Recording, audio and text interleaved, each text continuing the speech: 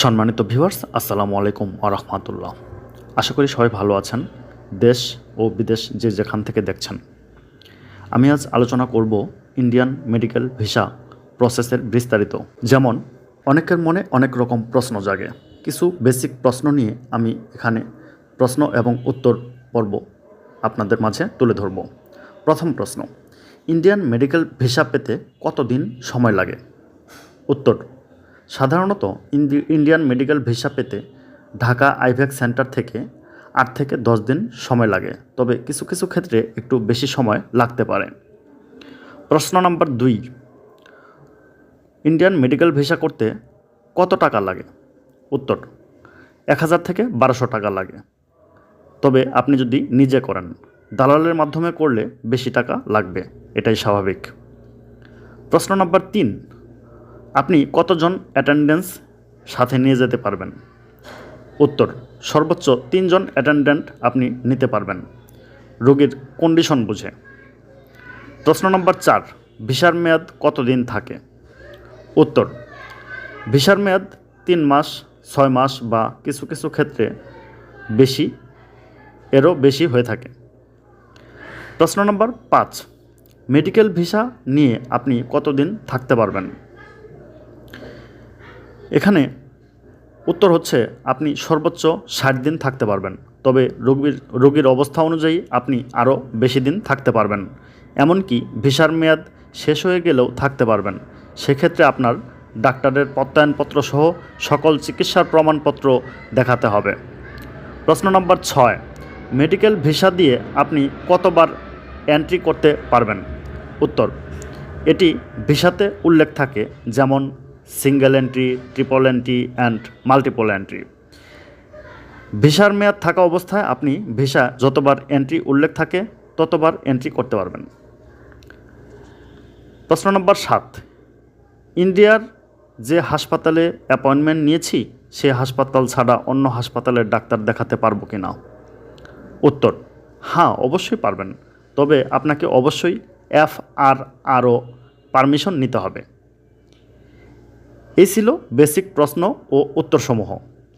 এখন আলোচনা করব ইন্ডিয়ান মেডিকেল ভিসা প্রসেস করতে কি কি ডকুমেন্ট লাগে এবং এই ডকুমেন্টগুলো কিভাবে সিরিয়ালি সাজাবেন। 1 নাম্বার, প্রথমে লাগবে আপনার অনলাইনে পূরণকৃত আবেদনপত্র। আবেদনপত্র পূরণ করে অ্যাপ্লিকেশন ফি জমা দিতে ভুলবেন না।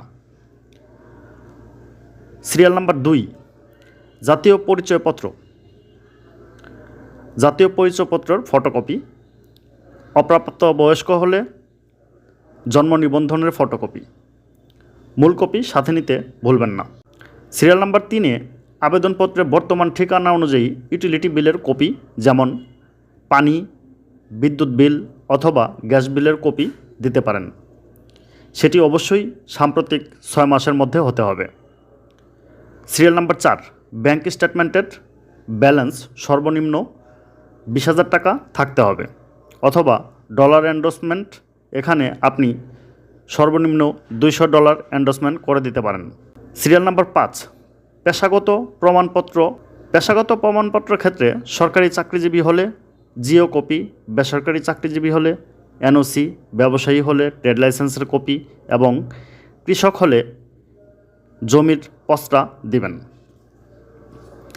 সিরিয়াল নাম্বার 6, চিকিৎসার প্রমাণপত্র হিসাবে সুনির্দিষ্ট তারিখসহ ইন্ডিয়ার ডক্টর অ্যাপয়েন্টমেন্ট লেটার এবং বাংলাদেশের ডক্টর কর্তৃক NOC সহ চিকিৎসার সকল কাগজপত্রের ফটোকপি জমা দিতে হবে, আর মূল কপি সাথে নেবেন। সিরিয়াল নাম্বার 7, পাসপোর্টের ফটোকপি এবং বর্তমান পাসপোর্টের সাথে সকল পুরাতন পাসপোর্ট সংযুক্ত করতে হবে এবং পুরাতন পাসপোর্টের সাথে নতুন পাসপোর্টের তথ্যের সামঞ্জস্য থাকতে হবে। এবার আছেন বেসিক কিছু ইনফরমেশন। বেসিক ইনফরমেশনের মধ্যে প্রথমেই বলতে হয়, পুরনো পাসপোর্ট হারিয়ে গেলে থানা কর্তৃক জিডি কপি সংযুক্ত করতে হবে। সমস্ত কাগজপত্র অবশ্যই সুস্পষ্ট ও গ্রহণযোগ্য হতে হবে। একই সাথে আপনার বৈধ পাসপোর্টের মেয়াদ কমপক্ষে 6 মাস থাকতে হবে। সাম্প্রতিক তোলা ছবি আপলোড এবং আবেদন ফরমের ছবি একই হতে হবে। ব্যাকগ্রাউন্ড সাদা এবং ছবির সাইজ 2 ইঞ্চি বাই 2 ইঞ্চি হতে হবে এবং এটাই প্রত্যাশিত যে আবেদনকারী নিজের পাসপোর্ট নিজেই জমা এবং গ্রহণ করবেন। ভিসার প্রয়োজনীয় কাগজপত্রের ক্ষেত্রে বিশেষ কিছু পরিবর্তন হতে পারে। সেক্ষেত্রে বিস্তারিত জানার জন্য ভিজিট করুন www.ivacbd.com। বন্ধুরা, এই ছিল আজকের ভিডিওটি ভালো লাগলে লাইক কমেন্ট শেয়ার করতে ভুলবেন না।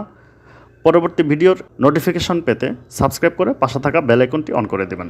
বন্ধুরা, এটি একটি ইনফরমেটিভ ভিডিওটি শেয়ার করে অন্যান্য ভাইদেরকে দেখার সুযোগ করে দেবেন। থ্যাংক ইউ ভিউয়ার্স, আসসালামু আলাইকুম।